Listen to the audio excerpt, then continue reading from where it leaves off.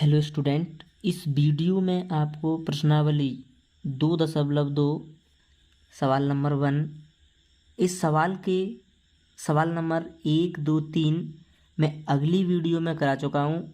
अब आपके लिए सवाल नंबर 4, 5 और 6।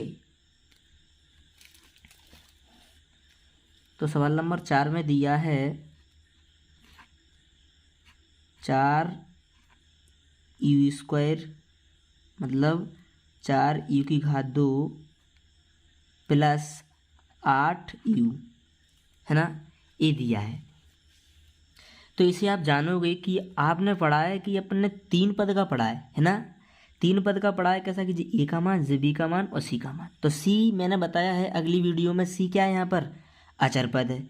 तो बोलो अचर पद है तो इसमें कोई अचर पद दिखा रहा है? आप बोलोगे नहीं दिखा रहा, क्योंकि इसके साथ में क्या है यू है और इसके साथ में भी यू है। अगर इसके साथ में या इसके साथ में किसी के साथ में यू नहीं होता, टोटल 8 लिखा होता या 2 या 4, जिस संख्या के साथ में एक्स बाय यू मतलब एक्स वाई में से जो भी हो वो नहीं होना चाहिए, तो वो कैसा पद होता है? वो होता है अचर पद। जैसा कि इसके साथ में ना तो एक्स है, ना जेड है, ना यू है, ना भी है ना। तो ये कैसा पद है? अचर पद। तो इसमें अचर पद नहीं है। अचर पद नहीं है तो किसका मान नहीं है? सी का मान नहीं है ना। तो इसमें आपको करना है कि मैंने बताया होगा शून्य ज्ञात करना है ना। शून्य ज्ञात करना तो यहाँ से हल 4u² प्लस के 8u। आपने सोचा होगा कि इसमें भी 4 का भाग जा रहा है और इसमें भी 4 का भाग जा रहा है, तो 4 यहाँ से कॉमन निकाल लीजिए। ए यू और यहाँ भी यू, तो यू कॉमन। 4 का भाग करना है, 4 में 4 एकम 4 और 1 यू बाहर निकल गया तो कितना बचेगा? 1 यू है ना, प्लस अब जो 4 का भाग करना 8 में, 4 एकम 4, 4 दूनी 8 और यू तो बाहर निकल गए। तो ये और ये क्या बन गए? गुणनखंड बन गए, शून्यक बन चुके हैं। तो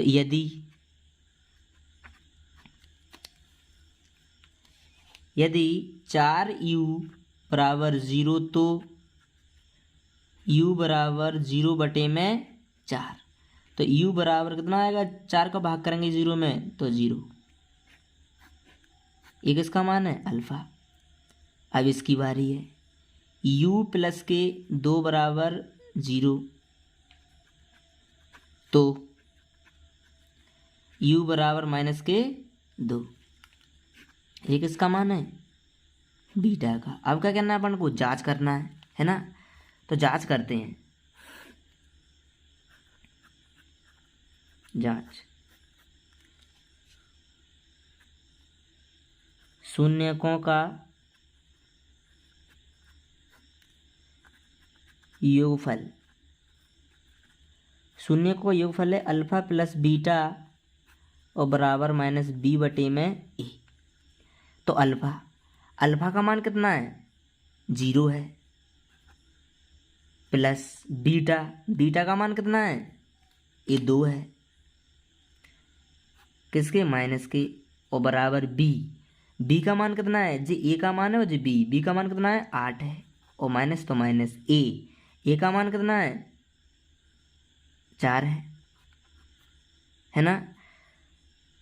तो अपन ने प्लस का गुणा किया माइनस में तो माइनस, और बराबर 4 एकम 4 और 4 दूनी 8 और माइनस के 2 बराबर आ चुके हैं। तो अपने शून्य सही है। अब का निकालना है शून्यकों का गुणनफल।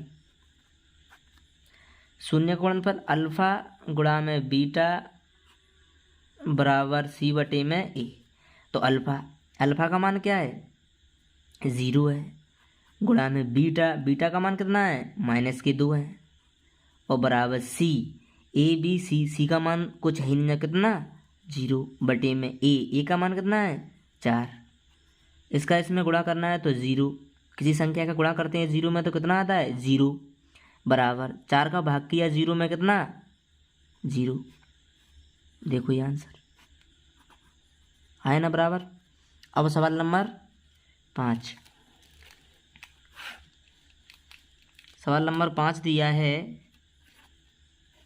t² माइनस के 15। अब सोचोगे कि आप स्क्वायर है ना, तो स्क्वायर है तो ये किसका मान किसका है मान जी, ए का है ना। और इसके साथ में कुछ नहीं है तो क्या है जी, अचर पद। तो अचर पद क्या होता है, मैंने बताया होगा सी, तो ये सी का मान है, इसमें बी का मान नहीं है ना। तो इसमें बी का मान नहीं है तो इसमें एक शर्त है कि टी के t² माइनस के, इसे अपन रूट में 15 की घात 2 लिख सकते हैं। t² माइनस के रूट में 15 की घात कितनी 2 लिख सकते हैं। आप बोलोगे क्यों लिख सकते हैं, तो मैं आपको बता दूं कितना है जी, रूट में 15 और गुणा में रूट में 15। 15 का 15 में गुणा करते हैं तो कितना होता है 225। 225 का वर्गमूल कितना होता है, वही 15 है ना। तो देखो जी आएगा सेम, तो इसे लिख सकते हैं, इसे ऐसे लिख सकते हैं है ना। तो इसे ऐसे लिख सकते हैं ना, तो आपने पढ़ा होगा कि t² माइनस के रूट में 15 पे स्क्वायर, तो ये बनना है a माइनस बी पे, मतलब a² माइनस b² है ना। ये सूत्र बनना है आपका a² माइनस b²। तो ये सूत्र है एक बार प्लस में a प्लस के b और एक बार माइनस में a माइनस के b है ना। तो a का मान कितना है t है, b का मान कितना है रूट में 15 है, a का मान कितना है ये t है, b का मान कितना है रूट में 15 है ना। और a तो जी t² माइनस के रूट में 15 पे स्क्वायर है ना। तो यहाँ से करना है, यदि t प्लस के रूट में 15 बराबर 0 तो t बराबर माइनस के 15 है ना। यदि t माइनस के रूट में 15 बराबर 0 तो t बराबर प्लस के रूट 15 है ना। अब यहाँ से क्या करना है, यहाँ से करना है जांच, क्या करना है जांच करना है। तो ये मान निकला है पहला वो अल्फा, और ये मान किसका है बीटा, किसका है बीटा। तो जांच करो, जांच में क्या निकालते हैं, शून्यकों का योगफल।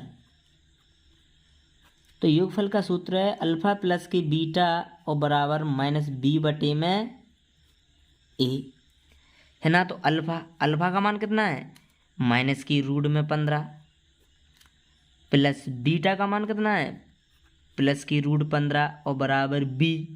तो ए और बी वाला पद इसमें है नहीं, तो कितना 0, और ए का मान कितना है कुछ नहीं है इसके साथ में, तो 1।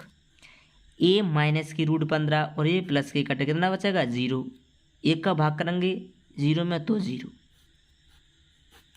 आंसर बराबर है। आपका निकालना है शून्यकों का गुणनफल, शून्यकों का गुणनफल। तो सूत्र है अल्फा गुणा में बीटा और बराबर सी बटे में ए है ना, सी बटे में ए। तो अल्फा का मान है माइनस की रूट 15, बीटा का मान है प्लस की रूट 15 और बराबर सी। ए और बी का मान है नन्या, और सी कितना है माइनस के 15 बटे में ए का मान कितना है कुछ नहीं है तो 1। 15 गुणा 15 225, माइनस में रंगी जी माइनस है तो बराबर माइनस के 15 के 15, 225 का वर्गमूल 15 और बराबर माइनस के 15 है ना। देख लो ये भी बराबर है ना।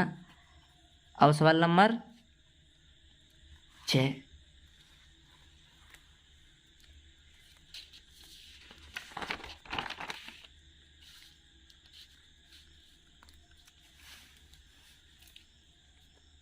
लास्ट सवाल है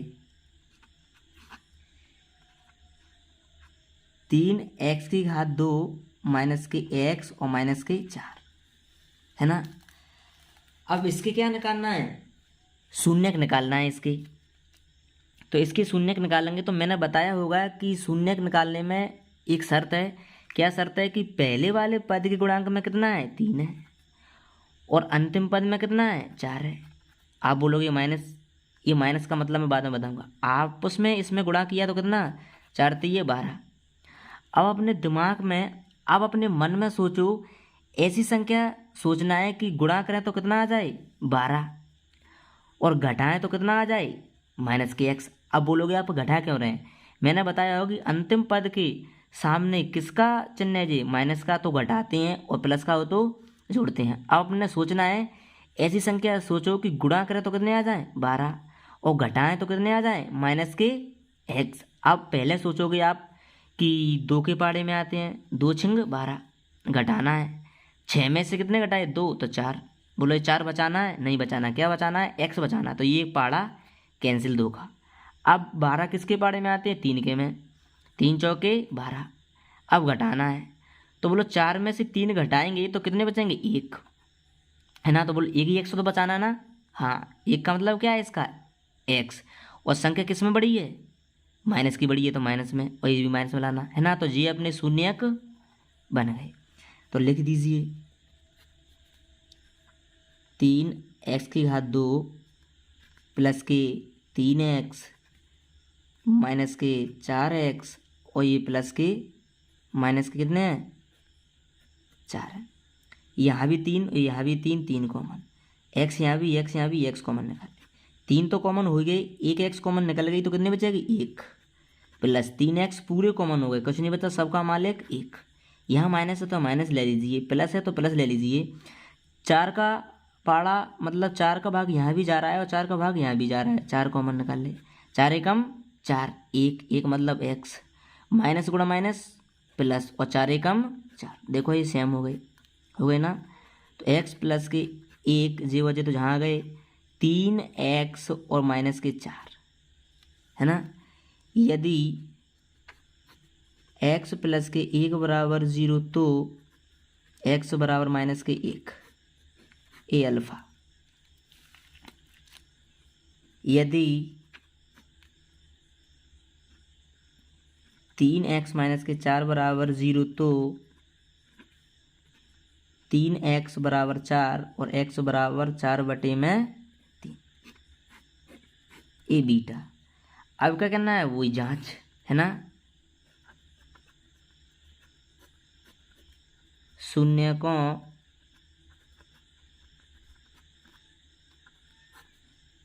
का योगफल कितना होता है, अल्फा प्लस में बीटा बराबर माइनस b/a। तो अल्फा का मान कितना है माइनस के 1 है ना। बीटा का मान कितना है 4/3 बराबर माइनस के b। तो a का मान j है और b का मान j है। कौन सा है, a का मान a और b का मान a और c का मान a।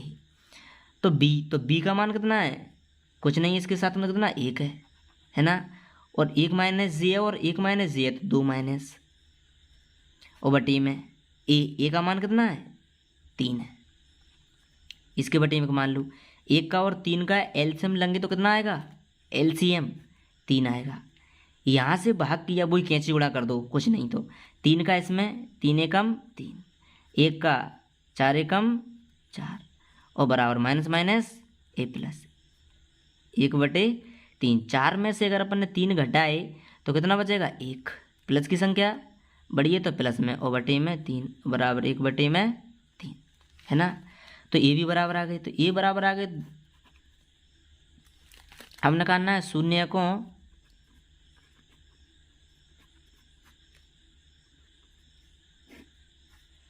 का गुणनफल। सूत्र होता है अल्फा गुणा में बीटा बराबर c/में a।